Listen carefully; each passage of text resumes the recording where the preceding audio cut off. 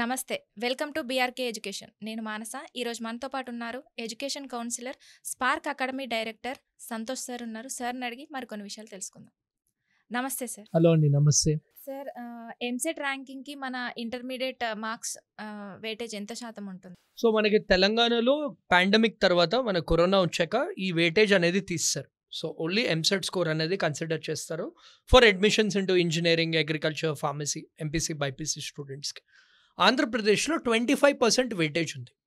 అంటే ఇంటర్మీడియట్లో core subject score తీసుకుంటారు. అంటే mathematics, physics, chemistry or BiPC స్టూడెంట్స్కి biology, physics, chemistry first year, second year and practical exams వాటిల్లో అన్నింటి స్కోర్ది వాళ్ళు దాన్ని 25 మార్క్స్కి స్కేల్ డౌన్ చేస్తారు.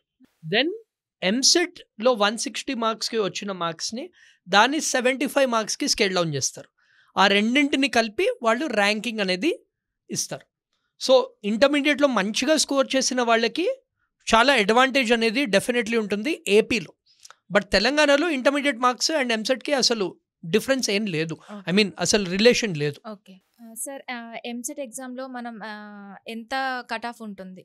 సో ఇప్పుడు బేసికలీ మనకి ఎంసెట్లో నార్మలైజేషన్ అనేది ఉంటుంది. అంటే ఏదైనా డిఫికల్ట్ స్లాట్, ఇప్పుడు డిఫరెంట్ స్టూడెంట్స్ డిఫరెంట్ స్లాట్లో రాస్తారు. ఏదైనా డిఫికల్ట్ స్లాట్లో వాళ్ళ స్టూడెంట్స్కి మంచిగా స్కోర్ చేస్తే వాళ్ళకి అడ్వాంటేజ్ అనేది ఉంటుంది. సో బేసికలీ ఇదంతా కన్సిడర్ చేస్తే మనకి 80 అనే స్కోర్ వస్తే they will be getting seat in top 10 colleges. 100 అనేది వస్తే score they will getting below 1000 rank which will be top 2-3 colleges. 40 ఏంటంటే క్వాలిఫైయింగ్ మార్క్. సో జనరలీ మేము స్టూడెంట్స్కి చెప్పేది ఏంటంటే లాస్ట్ ఫ్యూ ఇయర్స్ అనాలిసిస్ చూస్తే 80 మినిమం ఏం చేయండి. 80 to 100 మధ్యలో వాళ్ళు తెచ్చుకుంటే they will be in a very good position to secure a seat in top 10 colleges. Sir, ఈ ఇయర్లో చూసుకుంటే రిజర్వేషన్ కింద ఎంత కట్ ఆఫ్ ఉంటుంది? సో మనం ఇప్పుడు డిస్కస్ చేసినట్టు 80 మార్క్స్ అనేది కావాలి. నేను చెప్పింది అది జనరల్ కేటగిరీకి అరౌండ్ 80 మార్క్స్ వస్తే వాళ్ళకి బిలో 10,000 ర్యాంక్ వస్తుంది. బట్ మనం అర్థం చేసుకోవాల్సింది ఏంటంటే మన సిస్టమ్ ఇంకా కొంచెం కాంప్లెక్స్.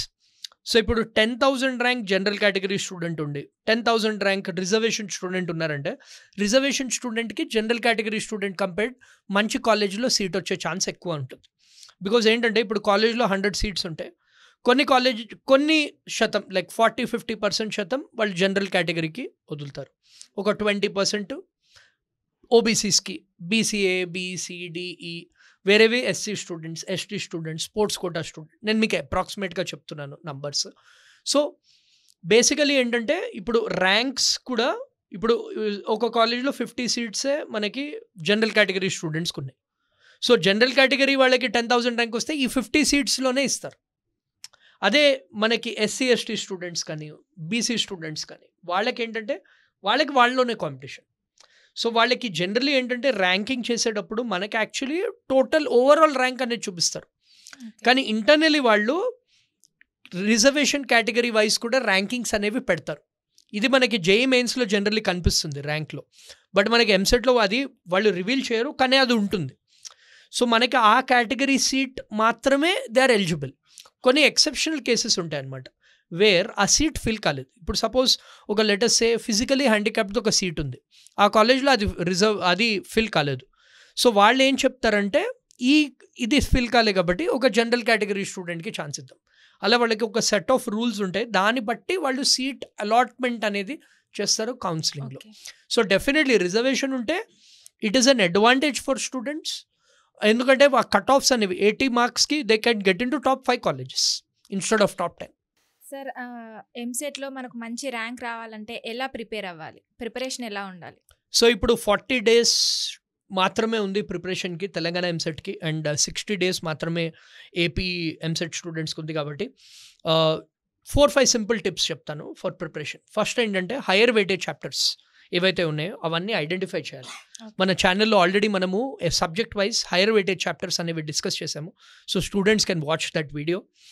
అవన్నీ ఐడెంటిఫై చేశాక దాంట్లో ఉన్న ప్రీవియస్ ఇయర్ క్వశ్చన్స్ అన్నీ సాల్వ్ చేయాలి.